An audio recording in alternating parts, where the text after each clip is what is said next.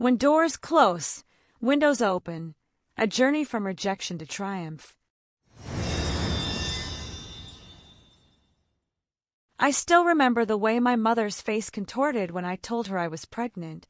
It was a warm June evening, just 2 weeks after my high school graduation. I had practiced what I would say at least 100 times in front of my bathroom mirror, but when the moment actually came, all my rehearsed speeches evaporated. "Mom, Dad, I need to tell you something. I'm pregnant."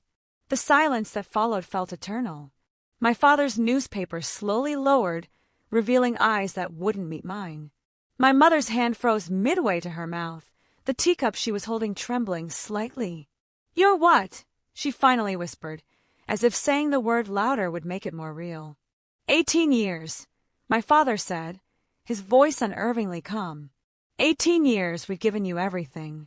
The best schools, dance lessons, SAT prep, all so you could go to Northwestern this fall. All so you could have the opportunities we never had.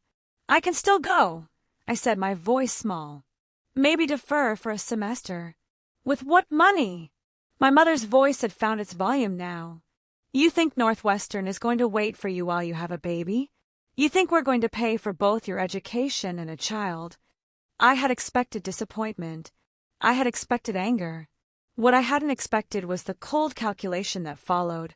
"You have 2 options," my father said, standing up and looking down at me with those accountant's eyes that had always made me feel like a number in a ledger. 1. You fix this problem immediately, and we pretend this conversation never happened. You go to Northwestern as planned. 2. You keep it, but not here. Not under our roof. My mother didn't contradict him. She just stared at her teacup. "I need some time to think," I managed to say. "You have 3 days," my father replied. "Then we need to know what arrangements to make." I'd love to say I immediately stood tall and told them off, that I proudly declared my independence and stormed out with my dignity intact. The truth is, I cried for 2 straight days. I called Brandon, the baby's father, but his phone went straight to voicemail. His Instagram showed he was on a graduation road trip with his buddies. When I finally got hold of him and told him, his response was simple. "Are you sure it's mine?" We'd been together for almost a year. I'd never been with anyone else. By the end of day 2, I had nearly convinced myself that my parents' first option was the only realistic choice. I was 18, with no job, no savings, and apparently no boyfriend. What business did I have bringing a child into this world? On day 3, with nowhere else to turn, I called my grandmother. Grandma Ellie had always been my safe harbor. She lived about an hour away in a modest house she'd owned since before I was born. She'd raised 3 children there as a single mother after my grandfather died young. My father, her middle child, seemed perpetually embarrassed by her simple lifestyle, especially after he'd made it as a financial advisor. But to me, her home had always felt more welcoming than our sterile McMansion. "Eleanor, sweetheart," she said when she picked up. She was the only one who used my full name and somehow made it sound like poetry instead of a formality. What a lovely surprise. I tried to sound normal, but within seconds, I was sobbing into the phone. "I'll come get you," she said immediately. "Pack a bag. I'll be there in an hour." I was sitting on the front porch with my duffel bag when her ancient blue Volvo pulled into our circular driveway. My parents were both home but had retreated to their respective corners of the house, Dad to his home office, Mom to her craft room. They knew what my packed bag meant. Grandma Ellie didn't even turn off the engine. She just got out, walked up to me, and wrapped me in a hug that smelled like cinnamon and that perfume she'd worn since the 1970s. "Get in, honey," she said, taking my bag. "We'll figure this out together." As we drove away, I looked back at the house where I'd grown up. I felt many things: sadness, fear, anger, but strangely not regret. Not yet. Grandma Ellie didn't ask questions until we were sitting at her kitchen table with mugs of hot chocolate. It was her cure-all, even in summer. "Now," she said, reaching for my hand across the table. "Tell me everything." And I did. About Brandon. About my parents' ultimatum. About how scared I was. When I finished, she nodded slowly. Your mother was 21 when she had you. Not much older than you are now. Did you know that's why she and your father got married? I shook my head. My parents' narrative had always been one of perfect planning. They were still in college. Your grandfather, God rest his soul, offered them the same choice yours are offering you. She squeezed my hand. Your mother chose the first option. Then, 3 years later, she got pregnant again with you. That time, she chose differently. My mind reeled. I had never known I had a sibling, or almost had one. She never told me, I whispered. Some wounds don't heal enough to talk about, Grandma said simply. But that's her story, not yours. What do you want, Eleanor? I placed a hand on my still flat stomach. I want this baby, I said, surprising myself with how firm my voice sounded. I'm scared, and I don't know how I'll manage, but I want this baby. Grandma nodded. Then that's what we'll do. You'll stay here. You'll have this baby. And together, we'll figure out the rest. But Northwestern, we'll still be there in a few years if that's what you still want. Or maybe you'll want something different. Life has a way of changing our plans, usually for the better if we let it. For the first time in days, I felt like I could breathe. The next few months were an education in resilience. I got a job as a receptionist at a local salon, which didn't pay much but had flexible hours. Grandma Ellie insisted I finish my shift sitting down and drink water constantly.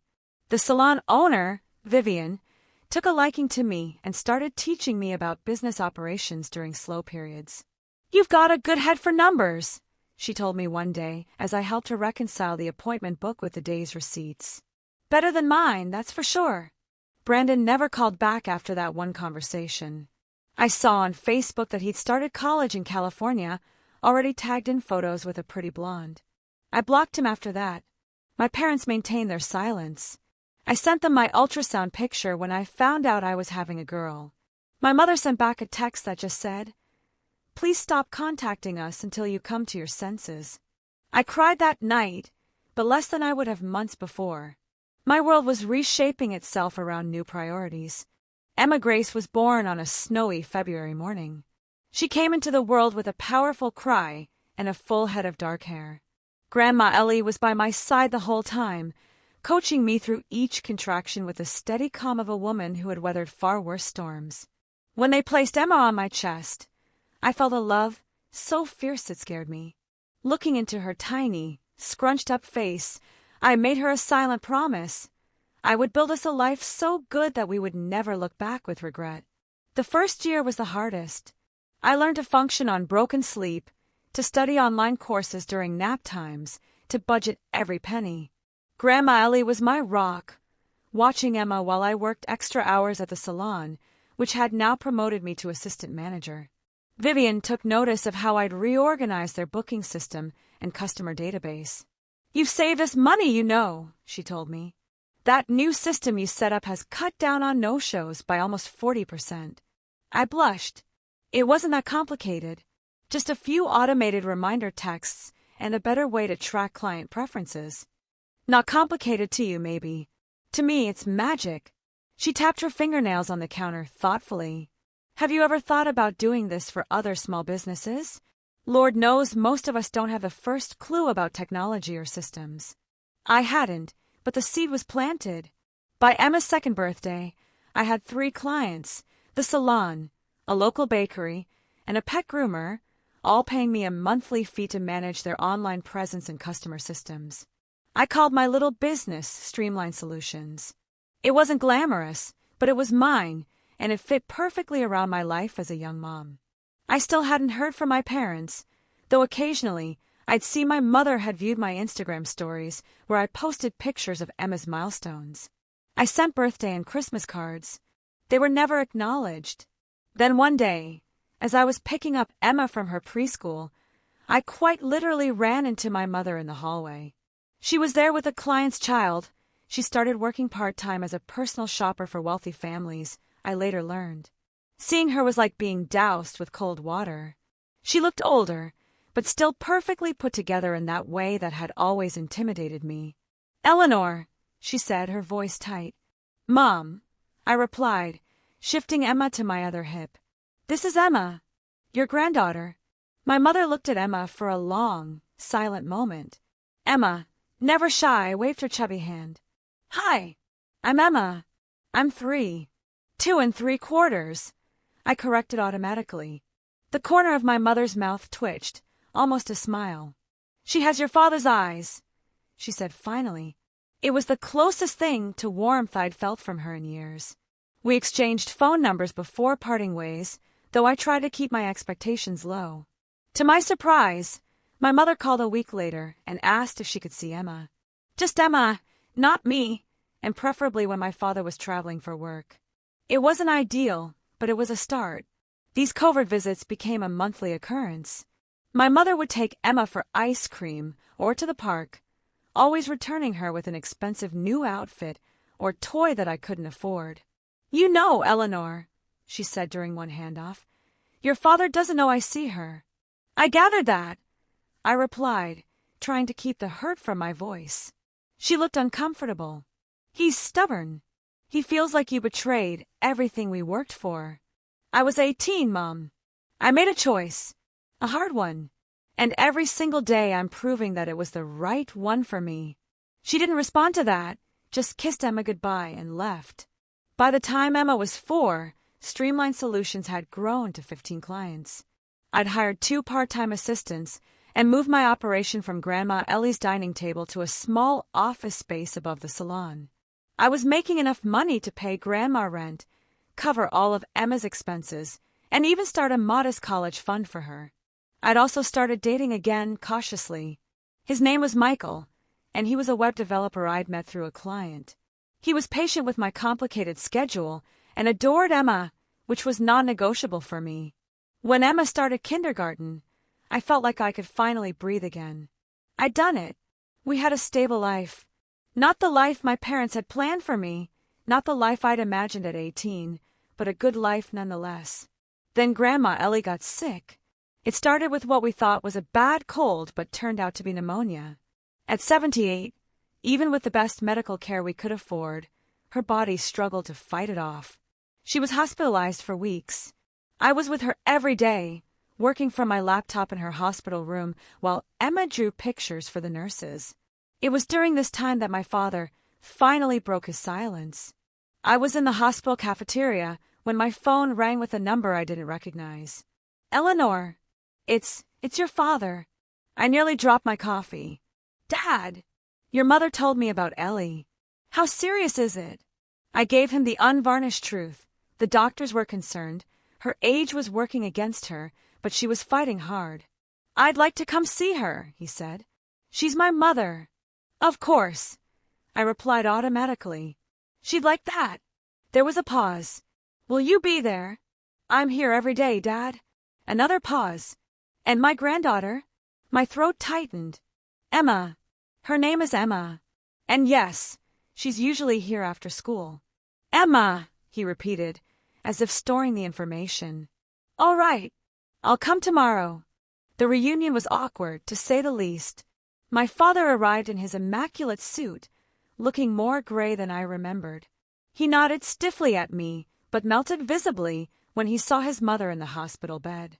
Emma, ever the social butterfly, immediately began showing him her collection of drawings and telling him about her kindergarten teacher.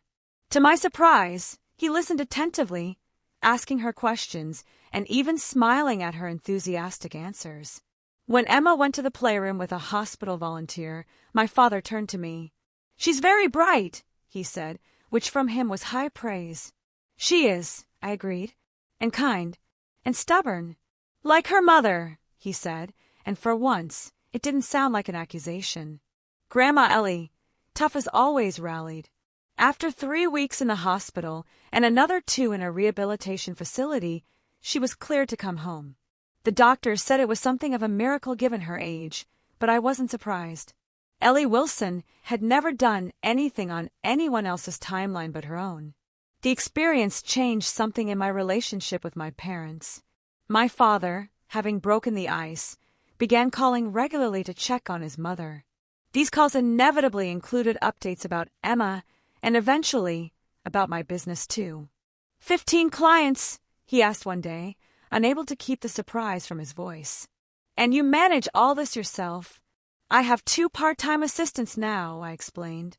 "We handle social media, customer management systems, booking software.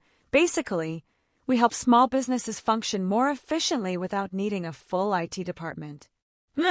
He said, and I could practically hear him reassessing me. "That's actually quite impressive, Eleanor." Coming from him, it felt like winning an Olympic gold medal. 6 months later, my father called with an unusual request. One of my clients owns a chain of boutique fitness studios. 6 locations now, with 3 more opening next year. Their online systems are a mess, different booking platforms for different locations, no centralized customer database. I mentioned your company, and they're interested in talking. I almost laughed at how he hesitated over the word company, as if it pained him to acknowledge that my little business was legitimate. "That would be a much larger client than we typically handle," I said cautiously. "Yes, well, they can pay accordingly. And if it worked out, it could open doors to other businesses of similar size." He cleared his throat. "I wouldn't have suggested you if I didn't think you could handle it." It was the closest he'd ever come to saying he believed in me. The fitness studio contract changed everything. It was 10 times larger than any previous client, requiring me to hire 3 more employees and invest in better software. But the visibility it gave streamlined solutions was priceless. Within a year, we had expanded to working with regional chains and mid-sized businesses across 3 states. I leased proper office space downtown and hired a full-time staff of 8. We were no longer just managing systems, but developing custom solutions. Emma was thriving in school. At 7, she was reading above grade level and had discovered a love for both soccer and drawing, an energetic, creative girl who made friends easily.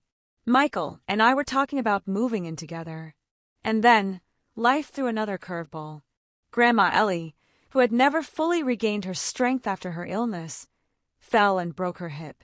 The surgery went well, but the doctors were clear. She shouldn't live alone anymore. "She can move in with us," I told Michael, who immediately agreed. But Grandma had other ideas. "I'm selling the house," she announced from her hospital bed. "It's too big for me anyway, and the stairs are a menace." "Where will you go?" I asked, concerned. She squeezed my hand. "I've been thinking. Your parents' house has that in-law suite they built when they thought my arthritis was getting bad 10 years ago. It's all on one level, has its own small kitchen. Your father offered." I felt winded. "You'd move in with them?" "Unless you think it's a terrible idea," she asked, watching my face carefully. Did I? Part of me wanted to keep her close, this woman who had saved me when everyone else had turned away. But another part recognized that this might be a bridge, not just between my parents and Grandma, but between them and me. Between them and Emma. "I think," I said slowly, "that if it's what you want, it would be wonderful." The next chapters unfolded gradually. Grandma moved into my parents' in-law suite. Emma and I visited her there every Sunday. At first, these visits were careful, choreographed affairs with my parents maintaining a polite distance. But Emma, with a child's disregard for adult awkwardness, eventually wore them down. She would drag my father out to see the tadpoles in their backyard pond or insist my mother help her bake cookies in the main kitchen instead of the smaller one in Grandma's suite. Slowly, the barriers began to erode. On Emma's 8th birthday, my mother asked if they could host her party at their house. "They have a pool," Grandma Ellie pointed out when I hesitated. The party was a success. Watching Emma splash with her friends while my father manned the grill and my mother fussed over the perfect cake display, I felt a bittersweet ache. This could have been our life all along, if only. But as Michael liked to remind me, regret was a useless emotion. The path I'd walked had made me who I was, stronger, more resilient, and ultimately successful on my own terms. After the party, as we were cleaning up, my father approached me with an envelope. "What's this?" I asked. "Open it," he said, unusually hesitant. Inside was a check, a substantial one, along with a letter from Northwestern University confirming my acceptance to their executive MBA program. "Dad, I can't." "You can," he interrupted. "And not because I'm paying for it. Because you've earned it. The program is designed for working professionals. 1 weekend a month on campus, the rest online. I've already discussed it with Michael, and he's prepared to step up with Emma when you need to be away. I stared at him, speechless. I was wrong, Eleanor. The words seemed physically painful for him to say. When you told us you were pregnant, I saw only what I thought you were throwing away. I didn't see what you would build instead. But anyone looking at your life now, your business, your daughter, the woman you've become, would be a fool not to be proud. I'd waited 10 years to hear those words. Life is full of full circles. When I graduated from Northwestern with my executive MBA, 11 years later than originally planned, Emma was there in the audience, cheering louder than anyone. So were my parents and Grandma Ellie, now using a wheelchair but still sharp as ever at 86. Streamline Solutions had grown into Streamline Technologies, with offices in 3 cities and over 60 employees. Michael had proposed the year before, and we were planning a winter wedding. After the ceremony, I found my mother waiting to speak with me alone. "I have something for you," she said, handing me a small box. Inside was a delicate silver locket. When I opened it, I found a tiny photo of myself as a newborn. "I wore this every day after you were born," she said softly. Even when things were difficult between us. I never stopped loving you, Eleanor. I just didn't know how to support a choice that scared me so much." She took a shaky breath. "But you didn't need our support, did you? You found your own way." "I had Grandma," I reminded her. "Yes, thank God for that." She touched my cheek. "But it was your strength that built this life. I just want you to know that while I've been a poor excuse for a mother these past years, I have always been so very proud to be yours." As we embraced, I caught sight of Emma chatting animatedly with my father, who was listening with that intensity he reserved for things of true importance. My strong, beautiful daughter who had never been a mistake, never a detour, but the beginning of my real journey. Sometimes life's greatest gifts come disguised as its greatest challenges.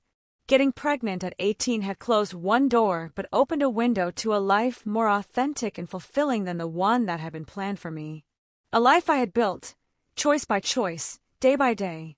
And looking around at my family, complicated, imperfect, but finally whole, I wouldn't change a single moment of the path that brought us here. The end.